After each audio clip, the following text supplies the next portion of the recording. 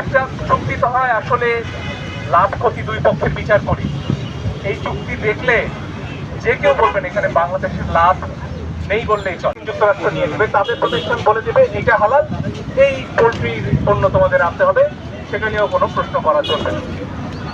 এর বাইরেও যে অদ্ভুত সব শর্ত, সেখানে $3.5 বিলিয়ন পরিমাণে যে পণ্য আনার কথা বলা হচ্ছে, সেই পণ্য আমাদের আদৌ প্রয়োজন আছে কিনা, বা সেটা বাজারের অনুযায়ী সেটা আমাদের জন্য লাভজনক হবে কিনা, আমাদের দেশের ব্যবসায়ীদের জন্য লাভজনক হবে কিনা, তার কোনো সেখানে বিবেচনা করার সুযোগ নেই।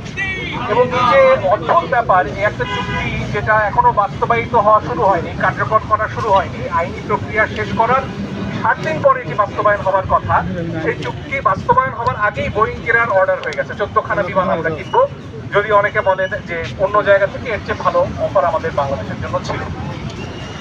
সবচেয়ে বড় উদ্বেগের বিষয় হচ্ছে বাংলাদেশের মানুষ এখনো যা মোটামুটি ভেজাল হোক ঠিক হোক ওষুধ তো কিনে খেতে পারে, সেখানে যে ইন্টেলেকচুয়াল প্রপার্টি রাইটের কথা বলা হচ্ছে, পেটেন্টের কথা বলা হচ্ছে, সেটা যদি প্রয়োগ হয়, বাংলাদেশের ঔষধ শিল্প কতটুকু দাঁড়িয়ে থাকতে পারবে এবং সাধারণ মানুষকে কতটুকু ঔষধ পৌঁছে দিতে পারবে তাদের কেনার মতো দামে, সেটা নিয়ে বিরাট প্রশ্ন দেখা দেয়।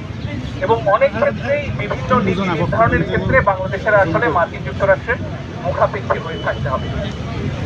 একটা চুক্তি তো হয় আসলে লাভ ক্ষতি দুই পক্ষের বিচার করি। এই চুক্তি দেখলে যে কেউ বলবেন এখানে বাংলাদেশের লাভ নেই বললেই চলে। এবং সেটা এমন একটা পর্যায়ে, যখন এই চুক্তি করা হলো, সেখানে 3 দিনের মাথায় জাতীয় নির্বাচন হচ্ছে, 9 তারিখে এই চুক্তিটা করা হলো।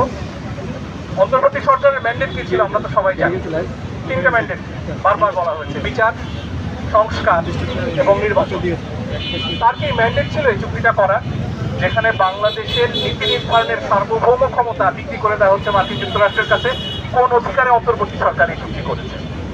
বর্তমান সরকারের উচিত অবিলম্বে এই প্রশ্নটা তোলা, যে চুক্তি করার আদৌ অধিকার তাদের ছিল কিনা। মার্কিন যুক্তরাষ্ট্রের সুপ্রিম কোর্টে যে রায় হয়েছে এই বাড়তি কর চাপানোর বিরুদ্ধে, সেটার পরে এই চুক্তির কোনো অর্থ থাকে কিনা এই প্রশ্ন তোলা। এবং এই চুক্তিতে খুব পরিষ্কার একটা সুযোগ আছে বাংলাদেশের জন্য, যে কোনো পক্ষ অর্থাৎ মার্কিন যুক্তরাষ্ট্র এবং বাংলাদেশ 60 দিনের নোটিশ দিয়ে এই চুক্তিটা শেষ করে দিতে পারে, বাতিল করতে পারে, এবং সেটা না করার কোনো যৌক্তিক কারণ আমি অনেক ধন্যবাদ।